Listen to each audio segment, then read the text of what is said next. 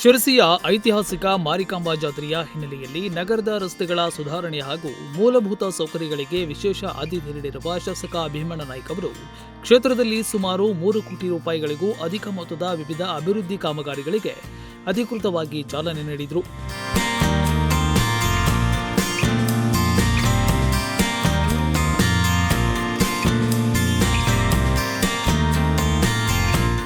ನಗರದ ವಿವಿಧೆಡೆ ರಸ್ತೆ ಅಭಿವೃದ್ಧಿಗೆ ಭೂಮಿ ಪೂಜೆ ನೆರವೇರಿಸಿದ ಶಾಸಕರು ವಿಶೇಷವಾಗಿ ಜಾತ್ರಾ ಗದ್ದುಗೆಯಾದ ಬಿಡ್ಕಿ ಬೈಲ್ ಸುತ್ತಮುತ್ತಲಿನ ರಸ್ತೆಗಳಿಗೆ 65 ಲಕ್ಷ ರೂಪಾಯಿ ಅನುದಾನದಲ್ಲಿ ಕಾಯಕಲ್ಪ ನೀಡಲು ಚಾಲನೆ ನೀಡಿದರು.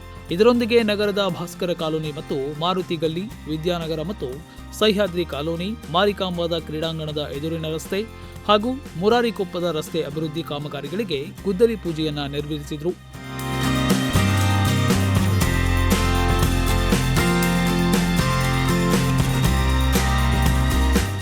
ನಗರದ ರಸ್ತೆಗಳ ಜೊತೆಗೆ ಸಂಪರ್ಕ ವ್ಯವಸ್ಥೆಯನ್ನ ಬಲಪಡಿಸುವ ನಿಟ್ಟಿನಲ್ಲಿ ರಾಷ್ಟ್ರೀಯ ಹೆದ್ದಾರಿ 93ರ ಖಾನಾಪುರ ತಾಳಗುಪ್ಪ ರಸ್ತೆಯ ಅಭಿವೃದ್ಧಿಗೆ 1 ಕೋಟಿ ರೂಪಾಯಿ ವೆಚ್ಚದ ಕಾಮಗಾರಿಗೆ ಚಾಲನೆ ನೀಡಿದರು.